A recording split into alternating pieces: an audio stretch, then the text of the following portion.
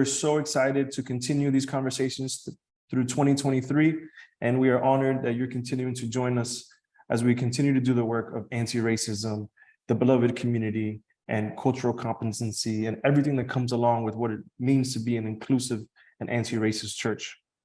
So with that said, Happy New Year.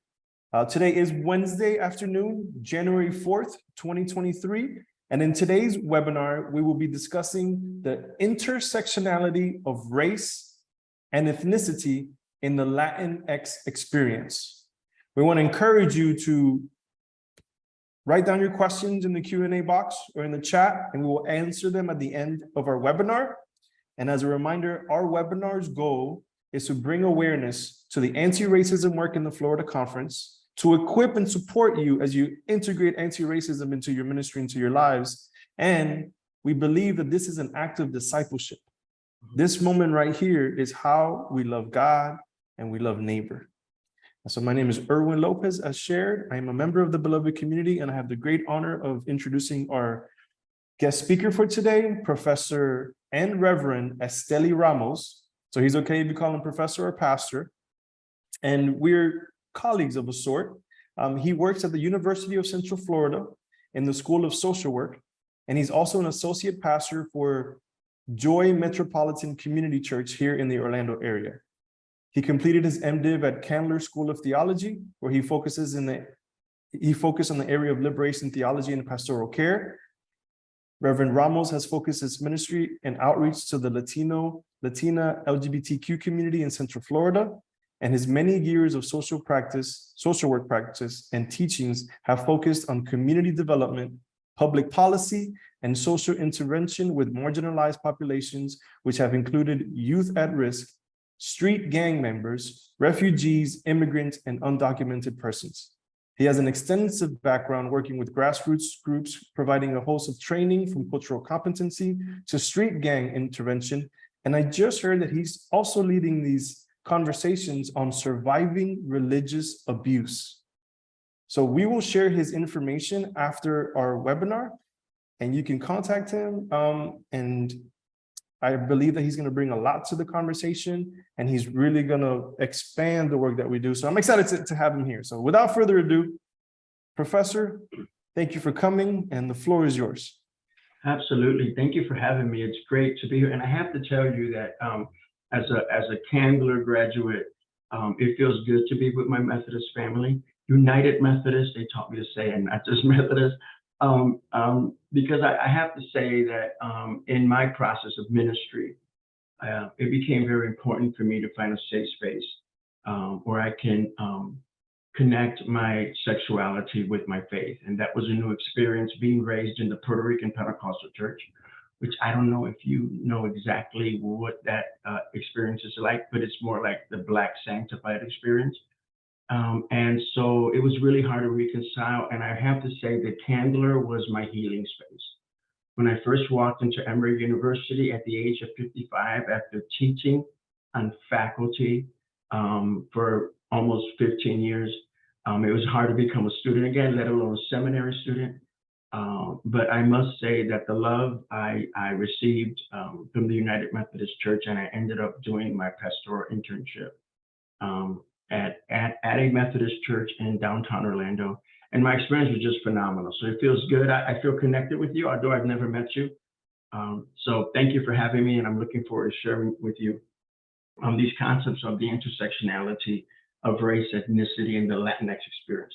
Before I begin the presentation, I do want to talk to you about the word Latinx, because I think it's important for everyone to understand the history of it and what exactly it means today. The Latin community basically identifies in three ways in the United States of America. The first being Hispanic, the second being Latino, Latina, and the third, the newer one, being Latinx. The concept of Hispanic was first developed by the Nixon administration in the early 70s. And the purpose of it was to form an exploratory committee to help define a population that was rapidly growing in the United States.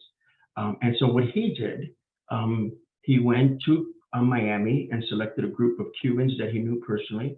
And these Cuban men basically came to Washington and formed this exploratory committee. We came up with the word Hispanic.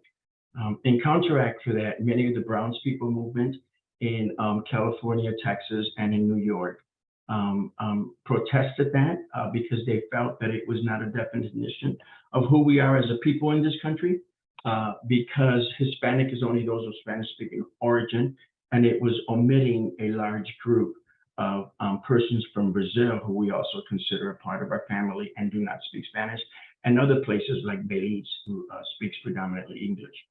So the whole concept of Latino came, and Latino consciousness was born in the 80s as a result of Dr. Felix Padilla, a sociologist, who wrote the famous book called Latino Consciousness. So this gave way for the Latino movement, and then Latinos and Latinas began to identify with that term. Come later on, mainly Gen Z and millennials began to challenge the concept of gender in the language. If you know anything about Spanish, is that Spanish is very gender driven. Everything is either feminine or masculine.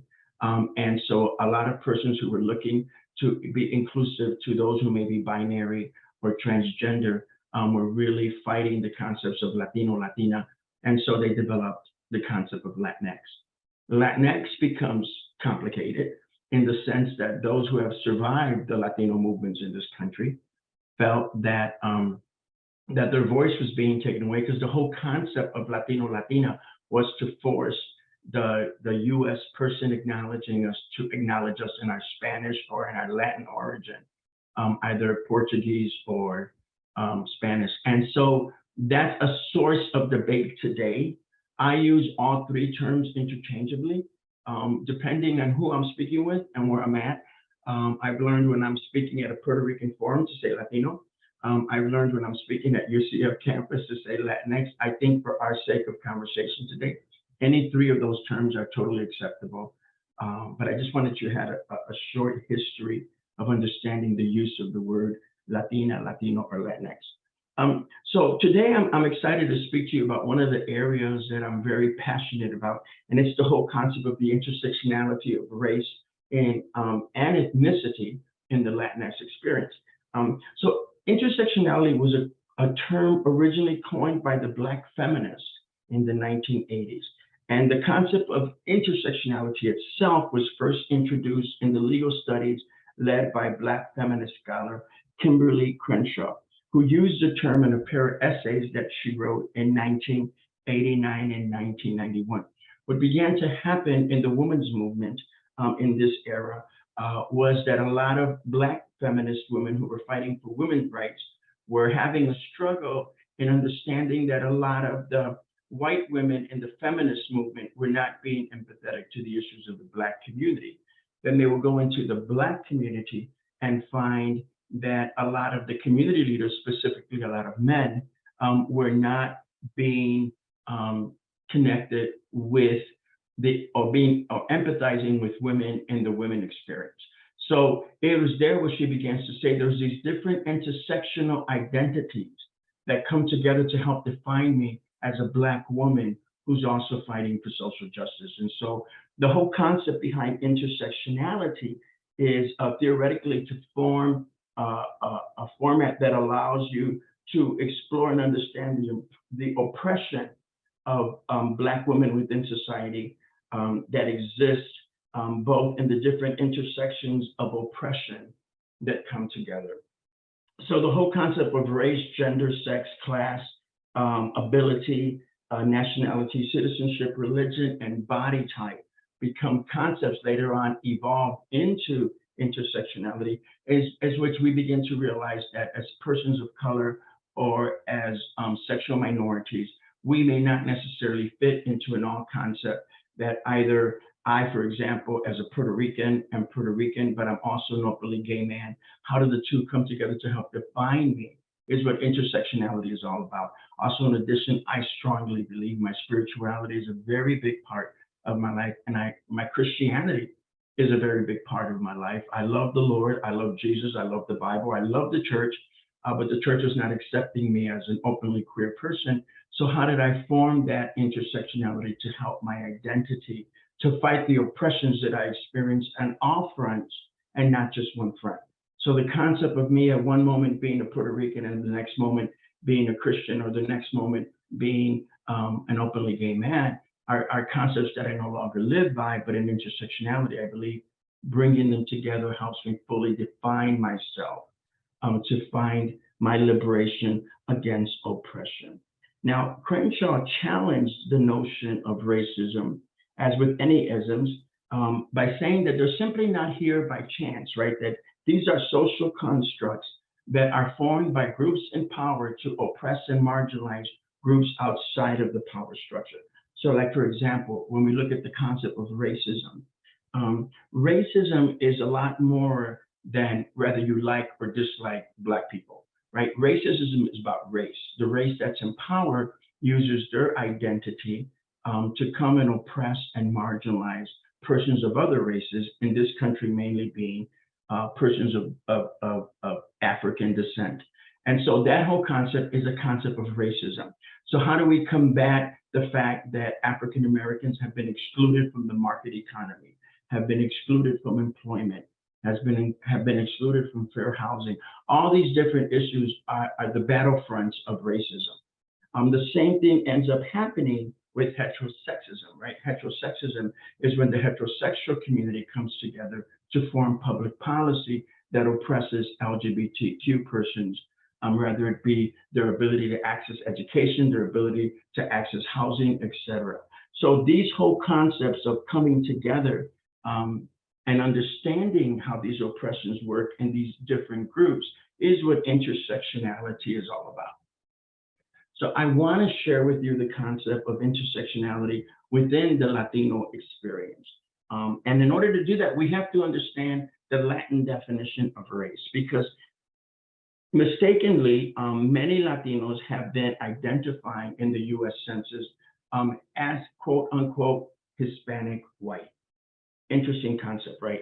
Because the truth of the matter is that not only are most Latinos either biracial or triracial, most Latinos basically have a different form of approaching race historically and culturally, as we do with religion, right? Latin America never had a Protestant Reformation, and it still has it, right? The Catholic Church was and still is in control of Latin America, so their understanding of Christianity will be totally different. So when we look at the concept of race, we begin to see that we're forced to choose, when we fill out the US Census, we're forced to choose Hispanic white or Hispanic Black, because that's what America understands as race. Well, the truth of the matter is that I, as a Puerto Rican, I'm triracial. I definitely have First Nation Taino in me, which is what you would call Native American in the United States. I have African descent in me because my ancestors were slave forced into the island by Spain. And then I have some sort of Spanish identity because of the simple fact that I also have descendancy from Spain, which basically research shows that most of the descendancy of Spain in the Caribbean and Latin America are Southern Iberian, which is different from Northern Iberian, right? Because actually we're descendants of the Moors, which makes us again what? Northern African. There's a problem here, right? Because the truth is that most Latinos on average range only from, according to genetic research, most Latinos range on an average from 3 to 8% of what we call Caucasia. So this has become a challenging notion for those of us fighting for intersectionality to say, stop putting white down in the US Census, because the truth of the matter is very few of you are white, especially if you're Puerto Rican, Dominican, or Cuban. I mean, and if you're from Latin America, your probability rate of having a high First Nation, whether it's Inca, Maya, Aztec, is extremely higher than just the concept of white. So how do we include those definitions of ourselves? It's what the Latino experience of intersectionality becomes all about.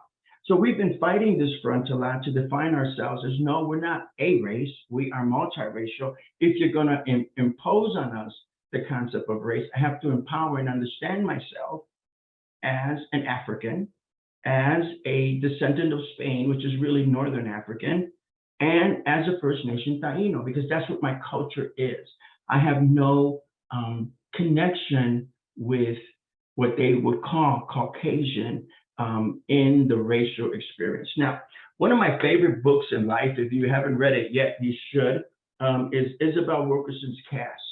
I have been doing research on race, and I have to tell you that her opening chapters on tracing the history of race is the best I have ever read. Now, here's what's interesting about the concept white.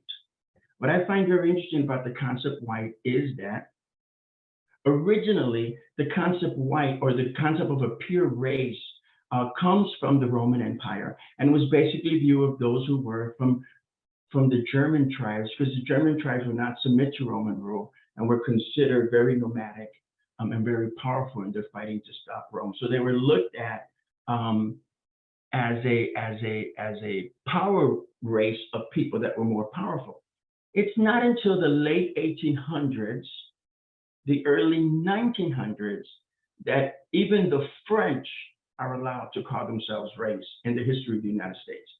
And it's not until the 30s and the 40s that groups like the Italians are included in the concept of race. So here we come into the new millennium, and there's an attempt to include Hispanic into the category of race. And the fight for intersectionality is no, be proud of my African roots. I am 28% from Nigeria. Celebrate that in me. I am also 26% First Nations Taino. Celebrate that in me. And the rest of me is Southern Iberian. So how do I understand my categorization of races? I don't have a single race according to how US history defines race. I'm multi-racially defined. And I have to be true to that if I'm going to understand my Puerto Rican experience as a person from the Caribbean, who is more connected to a Haitian than I am to someone from Spain. I have more in common when I hang around with my Haitian sisters and brothers here in Orlando than I do when I go to my wonderful friend who may be Italian American. I mean, the similarities between Haiti, Jamaica, and Puerto Rico are incredible that I never discovered till I moved here to Central Florida. So that's the whole concept of understanding race in Latin America becomes important for us to understand it through the fact that we are multiply and racially connected. And then in addition to the racial identity, there are also the concepts of the fact that Latin America is not one global type community. There is a huge difference in this large mass of land once occupied by Spain and Portugal that makes one very different. Those from the Caribbean have a strong African influence in their culture, with their music, with their foods. I can go to Nigeria and see elements of Puerto Rican food in Nigeria. When I met with my Nigerian friends in their home, I'm like, oh my God, we eat this. It's called bianda. We eat this. And they're like, well, it's from Africa, right? And so the slaves brought it in, and today we eat it in a Puerto Rican restaurant here. So we may be very different in our culture than someone, let's say, from Mexico or Central America that has a very strong First Nation experience. We do not eat corn products. Very rarely do we eat corn products. And yet they're very strong in the First Nation experience of Mexico and Central America and parts of North and South America. So we're very different in how we approach life and how we understand music and how we understand the arts. And all this becomes important to my intersectionality experience. Now, I do want to try to stay within my time frame to give us a chance to have dialogue in here. So I do want to add is that not only are we different from our countries, but we also have a lot in common with each other. That not to say that as a Puerto Rican, a Dominican, or a Cuban, it is imperative that I acknowledge my Haitian, my Jamaican, my Virgin Island family members who are also a part of my experience. So most of us say, you know what, keep the race concept. It doesn't really work with us, and help me identify myself in terms of my culture and my roots. Now, I do want to say in closing that new changes started to come in 2020. For most of the history of the census since the 80s, over 80% of the Hispanics in this country identified as race white when they were forced. And it was basically introduced by the Clinton administration in the 90s that made us choose between Hispanic white and Hispanic black. That I'm very proud to say that the Gen Z community has rapidly changed that. And millennials, later millennials, has also rapidly changed that as they begin to identify with African-based cultures in this country and First Nation-based cultures in this country. We began to see ourselves in our Black sisters and brothers, and politically and socially began to unify. One of the things I always say when I'm speaking in queer spaces here in Orlando is that when you see a Latino gathering in Florida, you tend to see a large African American and Black Caribbean gathering with them. And that's what Pulse Massacre was all about. If you look at Pulse and the victims of Pulse, there was a large number of Black Caribbean and African American persons there, because Gen Z and millennials are changing, are reconstructing this whole concept of race, and are beginning to identify with their different parts and understanding who they are. And so as a result of this, something happened in the 2020 changes. And what ended up happening in the 2020 changes is that for the first time ever, 53% of the Hispanic community identified as white. That's a huge drop. That's a 30% drop. And as we began to investigate it more, I'm very proud to say, as of last year, the Biden administration has dropped the concept of white Hispanic or Black Hispanic, and are now have put in the choice for us in the upcoming census to either choose between Hispanic or Latino, and no longer forcing us to fit ourselves into a category. So in a nutshell, in conclusion, this whole concept of intersectionality is really leading to a positive change in our community as we learn to be more inclusive for gender, more inclusive for sexual orientation, more inclusive for race and identity. And I'm looking forward to see what Gen Z and millennials may have for the future of the Latinx community in this country. That about concludes my time. So I'll open up for questions or conversation. Great job, Professor. Thank you so much for sharing. And you know, one of the first things that came to mind for me was, as a Latino, Hispanic, was filling out these forms and getting to that section where I felt like I didn't have an option, right? Because it was rather white or Black, or sometimes it was like mixed or biracial. And I sat there and I thought to myself, what do I fill out? And I said, well, if they're not considering it, then I'm going to go ahead and click mixed or biracial, because I knew that I have this intersectionality in my ethnicity and in my ancestry. And so I'm glad you pointed that out, because it was something that stuck out as you were sharing. But as a pastor, I want to ask you this question to kind of bring these two concepts together, because you work in the church like we do. Absolutely. And so I want to ask you, how is this forming your pastoral work? I think about the members of our conference. You know, most of our leaders are white males, and you know, a lot of our conference is opening up to having these conversations. And so I wonder, how does this intersectionality play a role in your pastoral work? That's a great question.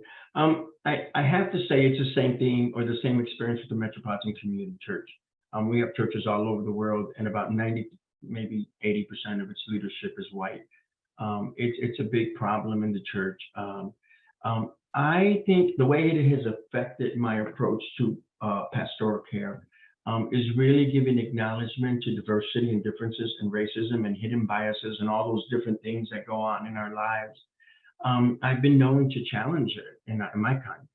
You know, the moment I smell something that's uncomfortable, I'll stop the person and say, okay, you know what, that's not cool. And you need to expand your horizon. I think it's a little harder for us because most LGBTQ people who may be white would never consider themselves racist because they're oppressed themselves.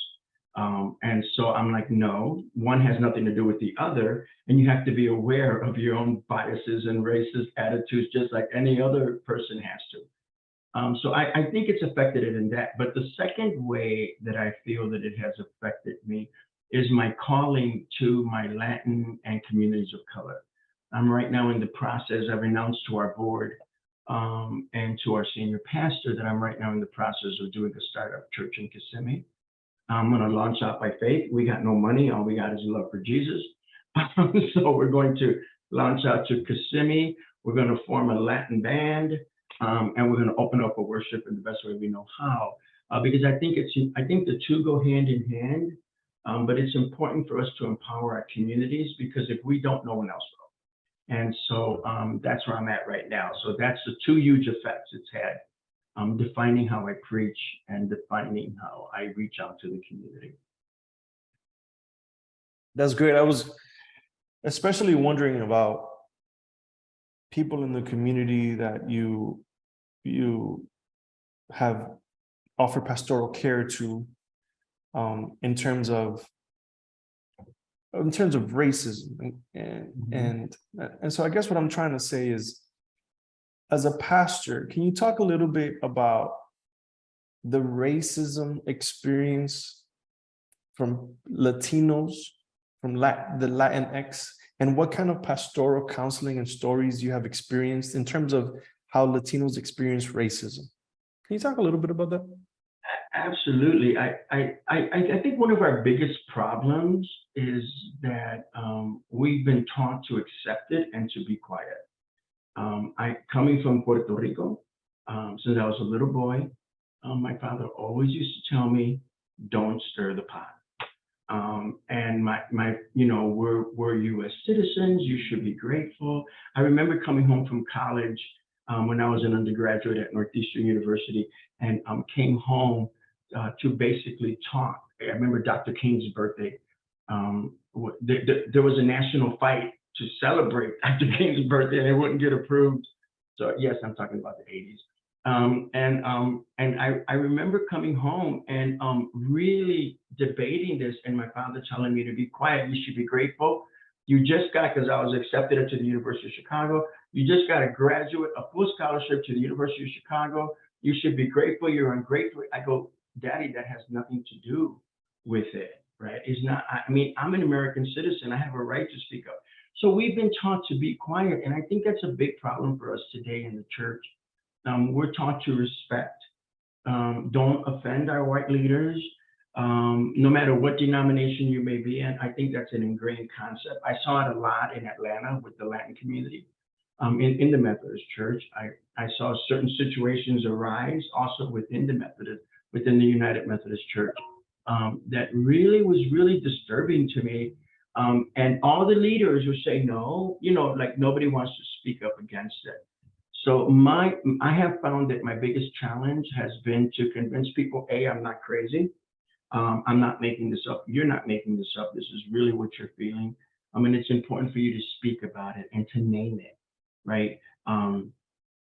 It's important for us to be able to acknowledge our voice in the process. So empowering people of color to speak up in the church is very difficult. We see it at all churches, including ours. But it's a key and very important component to help empowering our communities, because we're never going to get rid of racism if we're not willing to say, okay, I'm not willing to put up with it. I'm not going to sit through this. This concept that I'm supposed to sit and wait till you change your heart just isn't real. You need to stop it. We need to see more Latin or people of color in leadership. We need to see more celebrations of our culture. And I think this concept of being quiet is to this day, our biggest challenge. And it's been ingrained in me. I feel guilty sometimes, right? This is as a little boy, it's been ingrained in me.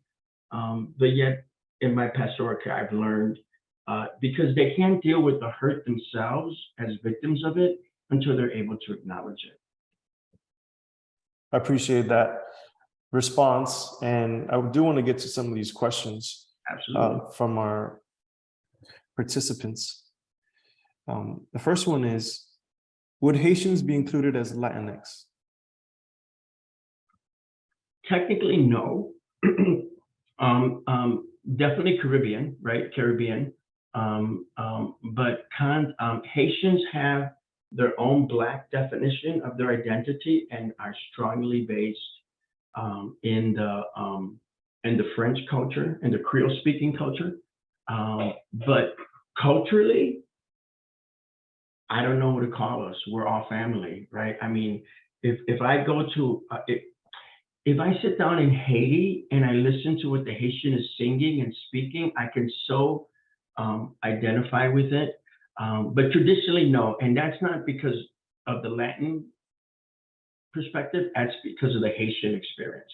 Haitians themselves I strongly identify with their Blackness, and it has been my understanding that although many of them love our music and love our people, and here in Orlando definitely have a close association with us, you can go to any Puerto Rican restaurant in Orlando and you go see Haitian families. I mean, there's a strong connection there, but I think Haitians form their own identity, and rightly so, because they are the first Black nation that stood up and basically fought racism, and up to this day have paid for that, right? I mean, economically and socially.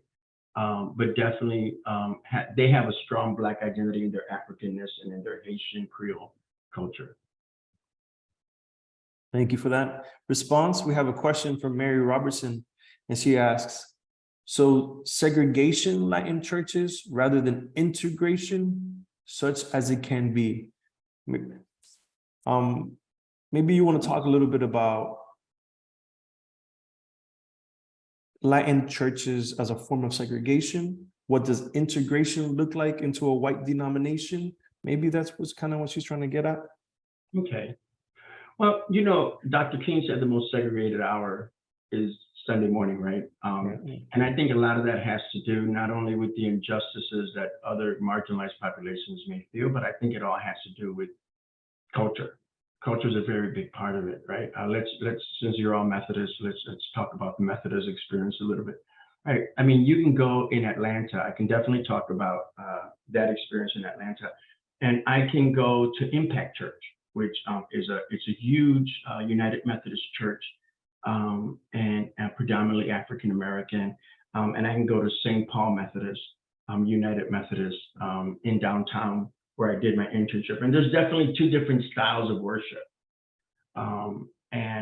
So I think that how to bring that together, I don't think our generation has figured it out. I don't think we're anywhere near it figuring it out, right? I love my Spanish praise. I love my alabaré and, you know, Dios vivo and all our praises. And I love the conga. God bless the organ, but it doesn't move me like a guitar with a set of congas do, right? So I mean, I don't know if you've ever been to Candler, but they have a beautiful, beautiful organ in the chapel. And after a year of that, I was like, I like you, but I really need my congas and my guitars and my, you know, tambaretas and all the things we make noise with. So I think some of it is culture, but I think when can we have integration? When we can have huge mega churches that have senior pastors that are people of color, and large white populations sitting in their churches. I think that's a start. We don't really see that. Here in Orlando, we have a couple of big mega churches here, and they have large Latin-based populations, and they may have one little assistant pastor or associate pastor in the corner who you never see or hear, but is mainly led by white men. And I think when we see the inclusion of people of color in the leadership, then I think we can start talking about integration. I think culture becomes important to celebrate and worship, and we have to learn how to accept each other's culture. I don't think I'm a baby boomer. I'm pretty sure my generation is nowhere near that, and maybe Gen Z would accomplish that in a better format, in a better way in the future as the future church leaders. I don't know if I answered that question. No, I think that's a great response. I really appreciate the truth in the fact that I don't think it's just your generation, or I think it's also my generation, you know, that hasn't been able to integrate this bilingual service, multicultural service. And, you know, I've worked in numerous churches who have attempted, and just the other day, I was having a conversation with some conference leaders, and they said, why don't you just read some books? And it's like, this has not been accomplished. The books didn't work. The books didn't work. And so something new has to be formed. And maybe so I appreciate that idea that even for pastors, if they're thinking, oh, all I got to do is start have somebody read the scripture in Spanish, or all I have to do is what has been done traditionally, but it hasn't worked. It hasn't worked. So we got to try some new things, right? So I appreciate that. And if I could just quickly Sure. add with that, the whole concept of bilingual ministry is a concept that I really love, but it has nothing to do with translation, right? People think that bilingual means that whatever the pastor says in English, there's somebody up there standing, translating it into Spanish, and not necessarily. You enter bilingualism when the person who does not speak English can say it in Spanish, and whether you understand it or not, you celebrate it and you move on. I think when we enter into that, because they have been sitting down listening to your English all their lives and they never understood what you meant, and they've been able to move on. So I think when we're able to celebrate each other's cultures in that way, then we enter into a bilingual worship service, right? When a white congregation learns how to sing alabaré, alabaré, alabaré a mi Señor, then you're entering into bilingualism because they have been singing, Spanish-speaking populations have been singing how great thou art for decades. So when we enter into that, then that's bilingualism. I appreciate that. I appreciate that response. And it's been really my experience in the United Methodist Church. And even I went to Duke Divinity, and I'm sure you had similar experiences at Candler, because, but moving on, I want to ask this question from Pastor Lee Hall Perkins. He asks, how can we build solidarity in the church among minority groups, particularly Black and Latinx groups, when many older Latinx see themselves as white? Wow, that's a good question. I think that, so let me tell you something about Latino culture. Just because you see it or because you hear it doesn't mean that's what it is. Our culture is a very culture that, if I can paraphrase it, when you're gone and you're no longer out the room, they know who they are, right? I think integration can begin to happen when persons feel comfortable sharing who they are. I think that coming together and merging together with the older generation becomes imperative to the process when those individuals begin to know that you understand their experience, right? So what am I trying to say with that?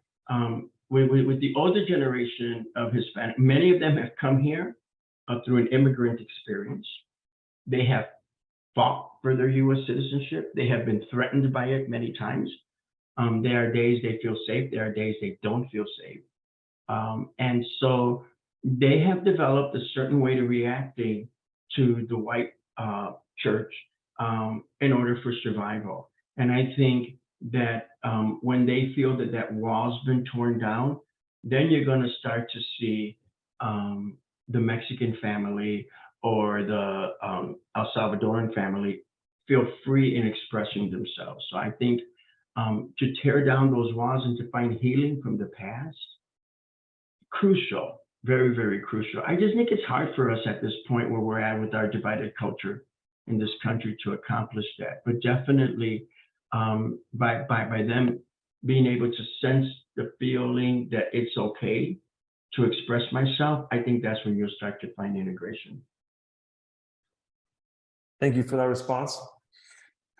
What I want to do now during this time is I want to offer everybody the respect and the time that if you need to log out at this time, go ahead and do so. If it's okay with Pastor Ramos, I would love to keep you on for maybe another 10 minutes. Consider this bonus footage. But before you do leave, if you need to leave right now, I'll have a couple of announcements I want to share with you all.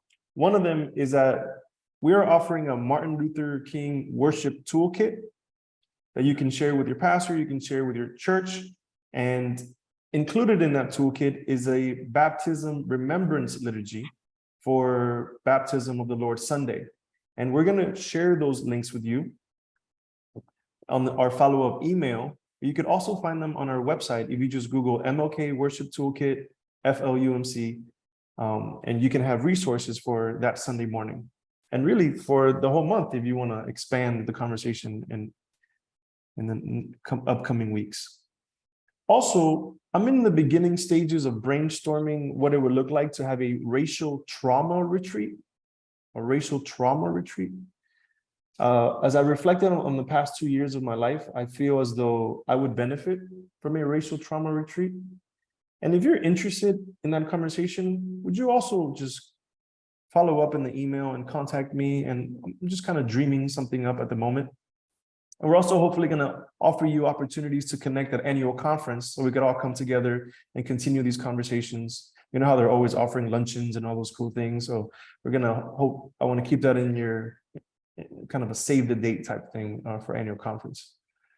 Next week, we're hoping to gather with a diverse group of United Methodist Episcopal candidates.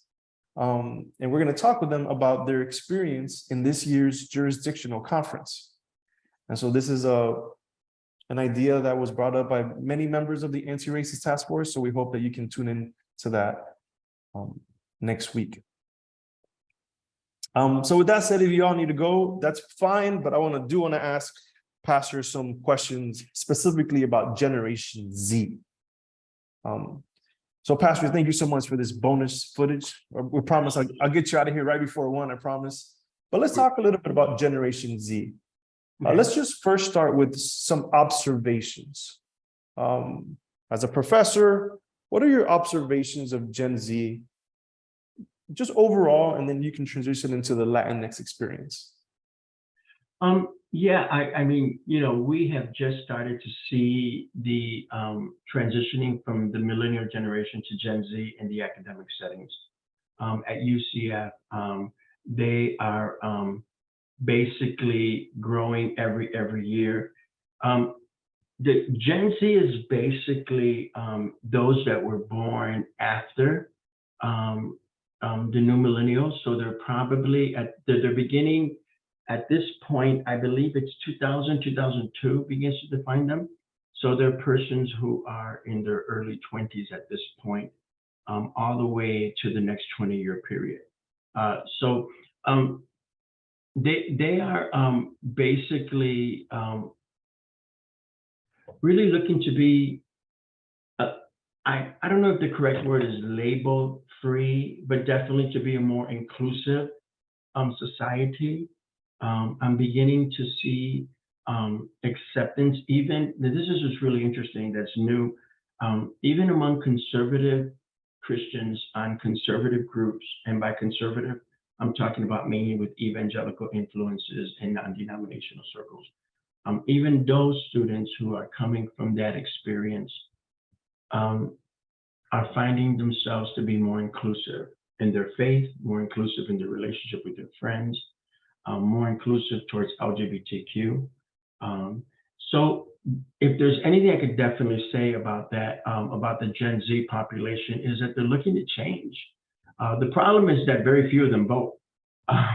So we don't see that reflected in the political spectrum yet. We soon will. But I think a lot of them are looking to be more inclusive. I think that we have a challenge in terms of spirituality. Most of them are done with us. They're definitely more into what they define as spirituality. I love it when I tell my students, well, there's really no difference between spirituality and religion other than spirituality is a personal religion. And they're like, no, they'll like get really upset. I said, okay, it's your world, I'll accept it. But there's definitely a challenge for us as a church in reaching them. So definitely a changing community. I think they're beginning to challenge racism a lot more. They're beginning to challenge heterosexism and sexism and all the other isms a lot more. There's a very gender-free movement going on within them. I was really amazed when you see an artist like Bad Bunny, if you're not familiar with him. He's from the reggaeton Latin world. He's actually right now the #1 selling artist in the world. His music is being heard in Japan, even in China. I was looking at a documentary recently. He put on a skirt on purpose to defend the rights of transgender women in Latin America. And he was protesting the killing of transgender women of color in this country. So he put a dress on, which was, you got to understand that we were in shock, happy that he did it, but definitely in shock. But I think it doesn't make him gay. It just makes him a part of that generation that's become more inclusive of all people. So if in a nutshell, if I can say anything about them, it's definitely that. I think in the Latinx community, they definitely are not into the gender expression and culture. They don't like Latino, they don't like Latina, which is why, excuse me, on the UCF campus, I'm very careful to use the word Latinx, because many of them don't like applying gender to the culture. And so you're seeing them put an X even when you say any type of ending, rather not Mexicano or Puerto Riqueño, but to put Puerto Rican X, and you know, it's different. So definitely a challenge towards gender. I appreciate that. You know, I work with Gen Z too, Yeah. and I agree. They are inclusive, very gender inclusive as well, and open to conversations about anti-racism and cultural competency. But here's a question for you. I feel like this is a question we get as pastors going through the process. What is a growth area for Generation Z? To go out and get a job. No, I'm kidding. What'd you say? They can't get a job? What'd you say? No, to go out and go get a job. Go get a job. Okay. A growth area, I think. Okay, so here's the interesting thing, right? That research is showing right now with millennials. When we look at what defined the millennial generation, we discovered later on through research that it was only a small percentage of millennials that were expressing this anti-racism ideology. And that as millennials began to express themselves and we identified them as being more against racism, and we began to do research with them, we started to find out that what we were hearing were those who had academic voices. And those individuals that were not in higher education and were basically the blue collar millennials struggling to survive were having just as much racist attitudes as their parents. And so that became a challenge, maybe not as bad as their parents, right? But definitely there were traits of there in which they didn't support affirmative action. Research showed that they didn't support inclusions of Blacks in college recruitment or in any type of job recruitment. They were embracing the lingo bought by other generations that Black and brown people are taking my jobs. So that was interesting, right? That took a lot of us by surprise. And so I think that we don't really know what Gen Z's areas of growth are yet, because I think we're only hearing the academic voices of Gen Z. I trust, this is anecdotal from my own experience. I think that I see it a lot in Gen Z, simply when you see straight couples hanging out with gay couples. That's anecdotal, that's an observation. You see a lot of younger Latinx people embracing Black culture. And so that's anecdotal. But I think what actually their areas of growth, I think at this point, is hard for us to tell because we don't really know much about them. All the research that is being conducted on them is basically conducted on what's coming through academic voices, which are settings where you and I work at.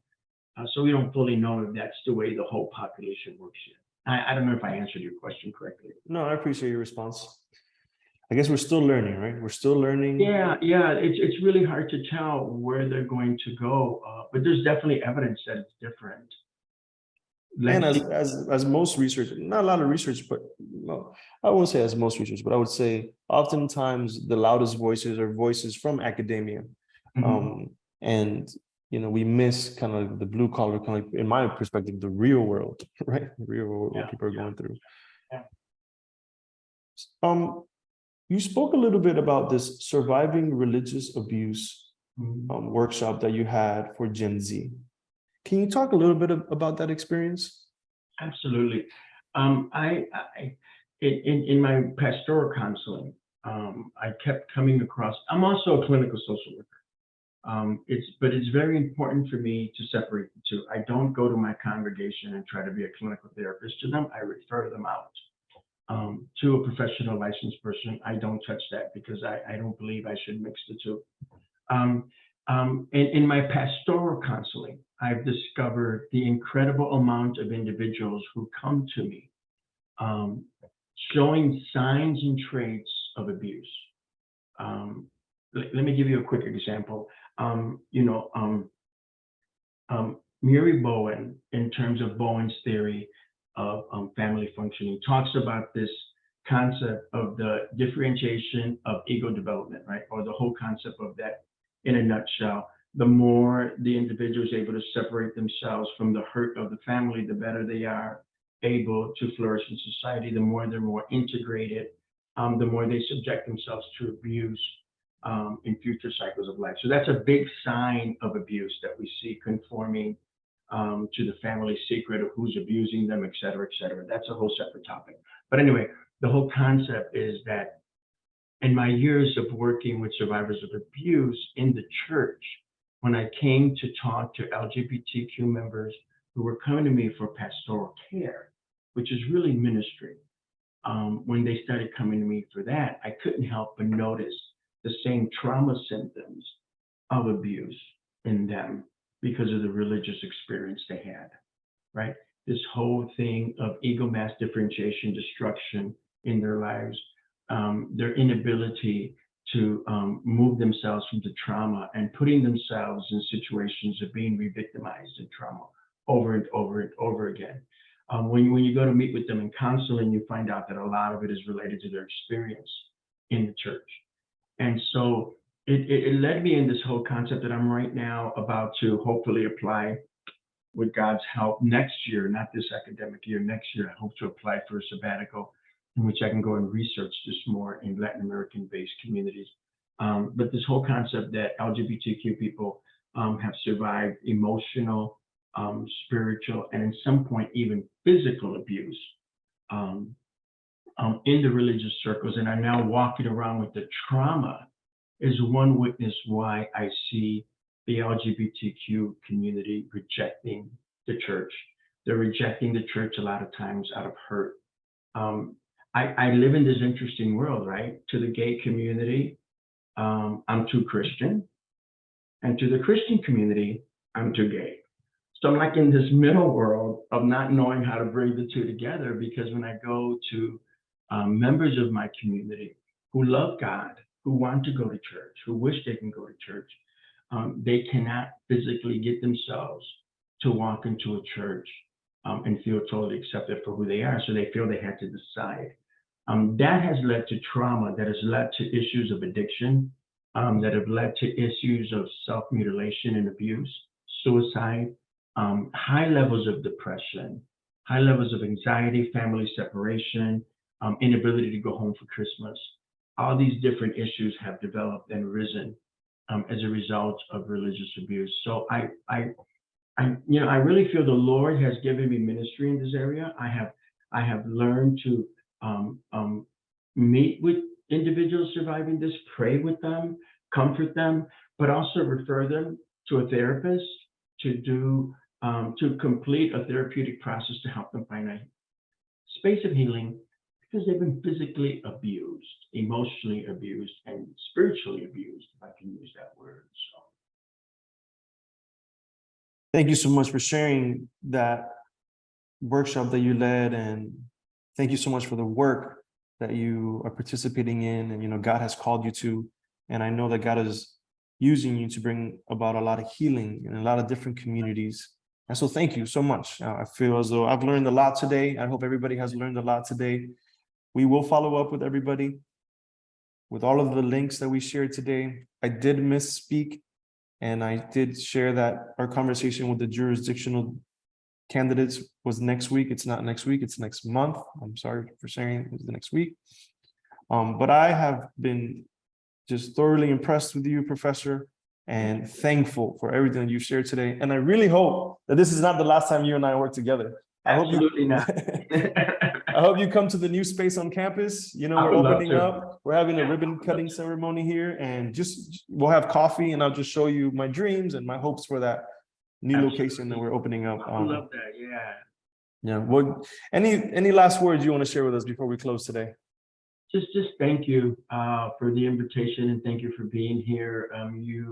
The fact that you're here is reflective of your love for Christ and your love for the church. And I pray God will richly bless all your ministries, and that we will continue to go forth as one people before God's presence. Amen. That's the Puerto Rican Pentecost from me. Sorry. Amen. Amen. Amen. Amen. Thank you to everybody who joined us, and we will see you in next month's Table Talk. Amen. Thank you.